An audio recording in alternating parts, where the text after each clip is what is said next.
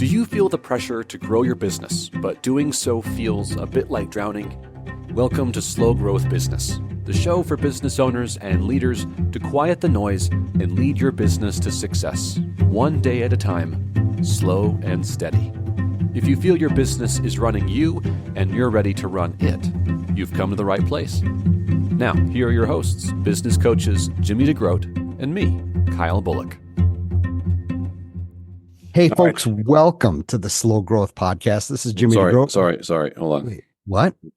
My phone. Let me shut it up. Your phone? Okay, start over. I was welcoming our guests. Sorry, my phone's going off. I'm Jimmy DeGroat. That's Kyle Bullock. And don't sign up for this podcast. Don't subscribe if you want booming fast growth, because you can't afford fast growth. You don't have the team for fast growth. You don't have the building and facilities and inventory for fast growth. So how about slow growth? Anyway, hi, we're sponsored by Train Retail. Train Retail is your weekly and personal consulting training website at trainretail.com, featuring sales training videos for retail teams and management videos and leadership videos for leadership, as well as private one-on-one consulting. We love working with people to add value to their companies and their lives. That's truly a passion. And if you can't tell in the podcast we put out, or this one included, you are getting us as us. We're not trying to put on a show. We're not trying to pretend something that we're not. This is actually just Jimmy and I bringing our authentic selves to the mix. And that's what we hope we can do on Train Retail for those who want to go check it out. Yeah. And for the sake of this podcast, sometimes we don't even tell each other what the topic of the day is. So no, in fact, that's kind of what's going to happen here in a minute. Is I know you've got an idea of what to talk about, and I'm going to go in completely blind on this one. All right. So hit me with your best shot. Okay. So there's two big questions that I've gotten over the years as a trainer / consultant. And that is, Jimmy, number one, how can I get my people to fill in the blank? And the next one is, Jimmy, how can I find a good salesperson, a good manager? How do I find a great one, a top seller? So let's discuss that today, because that, you know what, let's face it, retail has kind of gone down a few of the tubes, the proverbial tubes, in the past few years. We can't afford to let that happen in our independent stores, no matter what we're selling, because right here, I'm holding in my phone, Amazon online, and God bless them. I love them. I just ordered a keyboard mouse here in 30 seconds. So it has its place, but it doesn't have its place in creating relationships and going to customers' funerals and buying flowers for special events and celebrating special events and giving hugs, the types of things and building relationships that we can do as jewelers. Why do I say all that? How do I find good people to do that? How do I find good people to do what I did when I created the business? What do you do, Kyle? Man, I've been on the hiring process for my jewelry store, for nonprofits that I'm a part of, consulted companies in the hiring process. Where do you start? There's so many ways I can take this. Like, how do you recruit well? That's one way we can go. We can talk about the kinds of persons that you want, you know, the qualities, the experiences that they've had, et cetera. That's another way we can go. We can talk about training.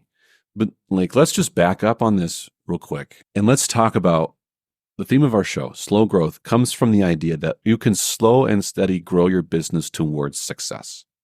And that's daily wins that you're growing little by little and compounding that interest on a regular basis. When people talk about wanting to hire somebody, so often what I hear from retailers, from business owners, is they want somebody who already knows how to do the job, do it with excellence, come in after the first week and then do it, because they need someone to do the job and get it done and go quick. So how do I find that person who knows all that stuff? And here's a revelation that I want to share that has come through seeing many, many people hired and leave jobs for many various reasons over the years. I got a big one too, so you go first. That person doesn't exist. Doesn't exist. I have seen people who have been highly qualified on paper, They've Mm-hmm. had personality tests. They've Mm-hmm. fit the mold exactly. They were Mm-hmm. found through this perfect recruiting process, and they Mm-hmm. are positively mediocre at best. And the reason for this, and I'm going to steal a concept from John Maxwell, who recently put out a great video on this, but he calls it the lid of leadership. When you as a leader grow, wherever you have grown to, that's the lid for the rest of your team to develop. So let's put it like this. If the kind of leader you are is, let's put it on a scale of 1 to 10, you've worked your way to a 6 or a 7 as a leader on all these different values like trustworthiness, integrity, and responsibility and character, etc. And you've built yourself to a 7. You will never find an employee who is an 8. Mm-hmm. You will never have an employee who's even a 7. Sure. You will get people who are 3s and 4s and 5s. And if you invest in them, you can make them 5s and 6s. But you as a leader have capped yourself at 7. So everybody in your ranks, no matter how good they are, no matter where you've recruited them from, no matter what you've poured into them, no matter what, you have capped your leadership and everyone else's. Mm-hmm. So the first thing I tell people is you have to work on your leadership and your culture to make it so great that you raise the lid of your leadership, as John Maxwell would say. Sure. I love So it. that you can be a 10 and you can recruit people who can be raised up, which To then be I'll 10s. segue to, if you are working on yourself as a leader, to elevate yourself and work on yourself and your training on a regular basis, then you can go out there and let's say that you finally get yourself to a 9 or a 10 on that scale, whatever your profession is. Sure. You can go out and find a 5 or a 6 on the scale and turn that person into an 8 or a 9. Yeah. I've seen it happen. And eventually hand them the keys. Exactly. In Yeah. fact, I Yeah. have literally done that. Now, I'm not tooting my horn. I'm going to toot the horn of one of my employees and all of my employees at one of my companies who I was told by all of the hiring experts, this person's not going to be an ace in the hole. They're good, but they're not great. And I watched this person grow and grow and grow over the years and raise her leadership skills to where now I literally hand the keys over and say, run the joint for me. I'm out. Mm-hmm. And for everyone listening, for slow growth business, it takes time to invest in a person and specifically investing in yourself. But if you can invest that time and are willing to invest that time in your growth and in coaching the growth of your people, boy, the world of opportunity opens up when you're hiring people. Yeah. And you will see opportunity in every person you interview. I couldn't agree more. In fact, back to your initial story, if you are looking for that person, let's call them the Brett Favres, the Aaron Rodgers, the Tom Brady's. You're looking for that superstar to come into your place and just take it by storm. First of all, it's a big mistake. I'm sorry, but I've seen nothing but that to be the case. I have not seen this work. It's extremely expensive. You're moving somebody from somewhere across the country. You're moving their family. You're paying them a high salary. And the first day your team just decides, I don't like him. I don't like her.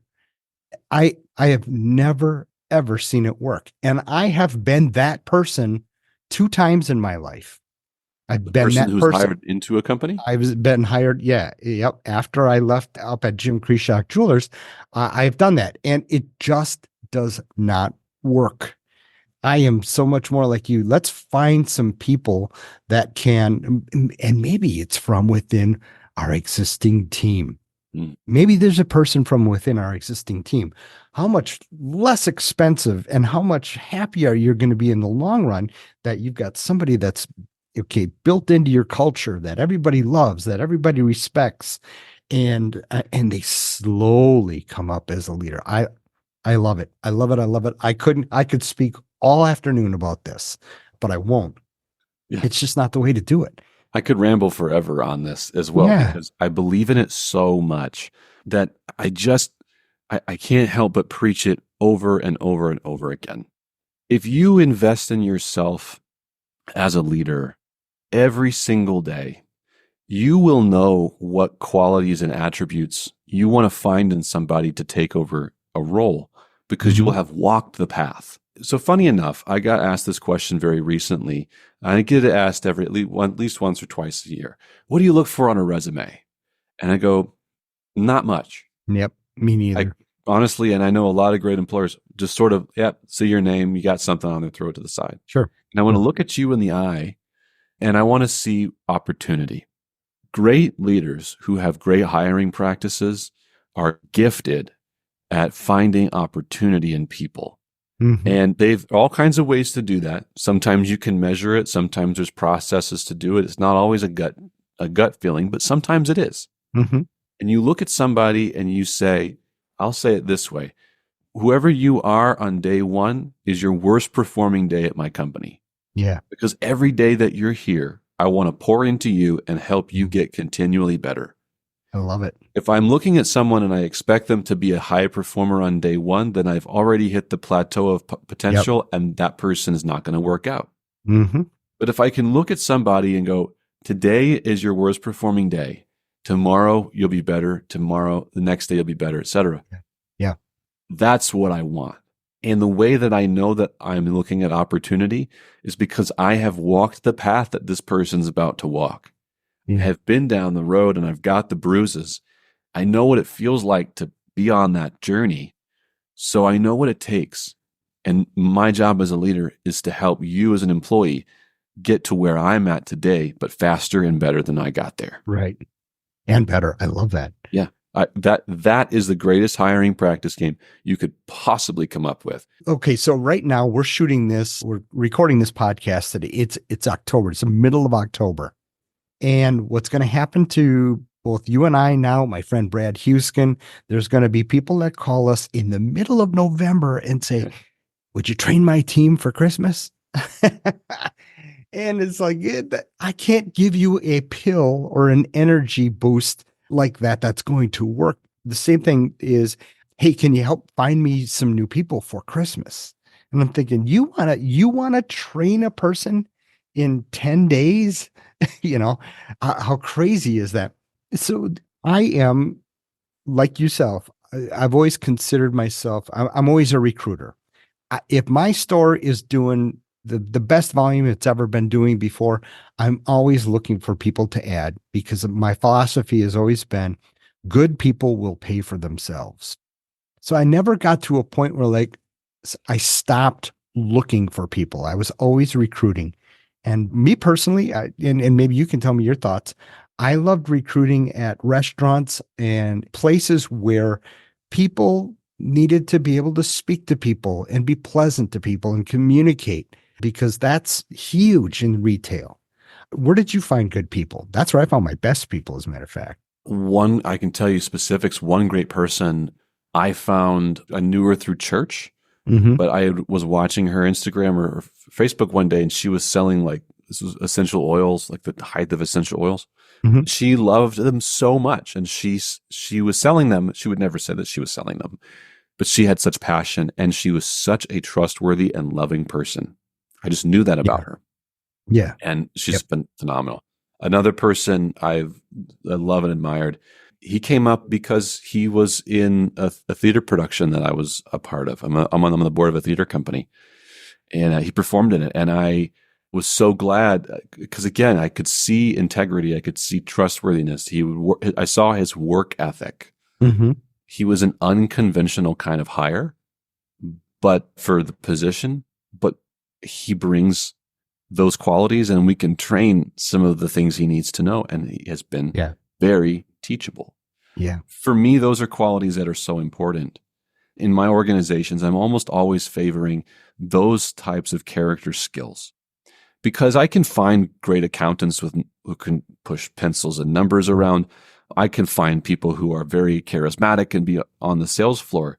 But if I can't trust you with the keys of my business mm-hmm. because I get a weird feeling from you, mm-hmm.